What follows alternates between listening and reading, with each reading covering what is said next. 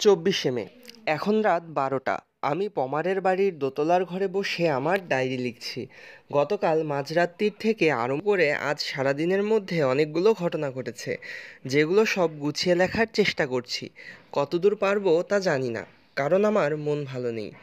জীবনে আজ প্রথম আমার মনে সন্দেহ জেগেছে যে আমি নিজেকে যত বড় বৈজ্ঞানিক বলে মনে করেছিলাম, সত্যিই আমি তত বড় কিনা।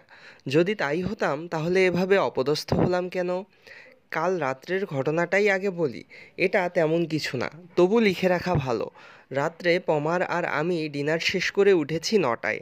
তারপর দুজনে বৈঠকখানায় বসে কফি খেতে খেতে অনেক গল্প করেছি। তখনও পমারকে মাঝে মাঝে অন্যমনস্ক হয়ে পড়তে দেখেছি। কী ভাবছিল কে জানে। হয়তো রবুকে দেখা অবধি ওর নিজের অক্ষমতার কথাটা বারবার মনে পড়ে যাচ্ছে।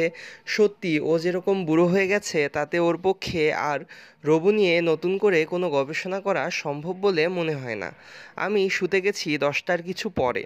যাবার আগে রবুকে দেখে গেছি। পমারের ল্যাবরেটরিতে ও দিব্যি আরামে আছে বলেই মনে হলো। জার্মানির আবহাওয়া, এখানকার শীত ও প্রাকৃতিক সৌন্দর্য, এসবের প্রতি ওর কোনো ভ্রূক্ষেপই নেই। ও যেন শুধু অপেক্ষা করে আছে আমার আদেশের জন্য। ঘুমোতে যাবার আগে আমরা দুই বৈজ্ঞানিক জার্মান ভাষায় ওর কাছে বিদায় নিলাম। রবুও পরিষ্কার গলায় বলল, গুটে নাক্ট হের প্রফেসর শঙ্কু। গুটে নাক্ট হের প্রফেসর পমার। বিছানার পাশের বাতি জ্বালিয়ে কিছুক্ষণ একটা ম্যাগাজিন উল্টে পাল্টে ঢং ঢং করে নিচের সিঁড়ির গ্র্যান্ডফাদার ঘড়িতে 11টা বাজা শুনে বাতি নিভিয়ে শুয়ে পড়েছি। মাঝরাত্তিরে যখন ঘুম ভেঙেছে তখন কটা বেজেছে জানি না। ঘুমটা ভেঙেছে একটা আওয়াজ শুনেই। আর সে আওয়াজটা আসছে আমার ঘরের ঠিক নিচে পমারের ল্যাবরেটরি থেকে। খটখট, ঠং ঠং, খটখট। একবার মনে হচ্ছে কাঠের মেঝের উপর মানুষের পায়ের আওয়াজ, আরেকবার মনে হচ্ছে যন্ত্রপাতি ঘাঁটাঘাঁটির শব্দ। তবে আওয়াজটা 5 মিনিটের বেশি আর শুনতে পেলাম না।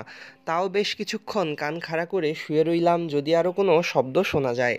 কিন্তু তারপরে ঘড়িতে 3টে বাজার শব্দ ছাড়া আর কিছুই শুনিনি। সকালে ব্রেকফাস্টের সময় পমারকে আর এ বিষয়ে কিছু বললাম না, কারণ আমার ঘুমের কোনোরকম ব্যাঘাত হয়েছে শুনে ও হয়তো ভারী ব্যস্ত হয়ে পড়বে। ব্রেকফাস্টের পর একটু বেড়াতে যাব বলে ঠিক করেছিলাম, কিন্তু টেবিল ছেড়ে ওঠার আগেই পমারের চাকর কুর্ট এসে একটা ভিজিটিং কার্ড তার মনিবের হাতে দিল। নাম পড়ে পমার অবাক হয়ে বলল, সে কি, বোরগেল্ট এসেছে দেখছি। আমিও খবরটা জেনে রীতিমতো অবাকই হলাম।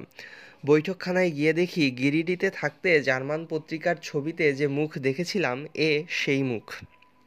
কেবল চুলে আরও অনেক বেশি পাক ধরেছে। আমরা ঢুকতেই বোরগেল্ট সোফা থেকে উঠে দাঁড়িয়ে আমাদের অভিবাদন জানালেন। এত বয়স সত্ত্বেও তার চটপটে মিলিটারি ভাব দেখে আশ্চর্য লাগলো। এরও তো প্রায় 70-এর কাছাকাছিই বয়স, কিন্তু কি জোয়ান স্বাস্থ্য। পমার বললেন, কই বোরগেল্ট, তোমাকে দেখতে লম্বা অসুখ থেকে উঠেছ বলে মোটেই মনে হচ্ছে না।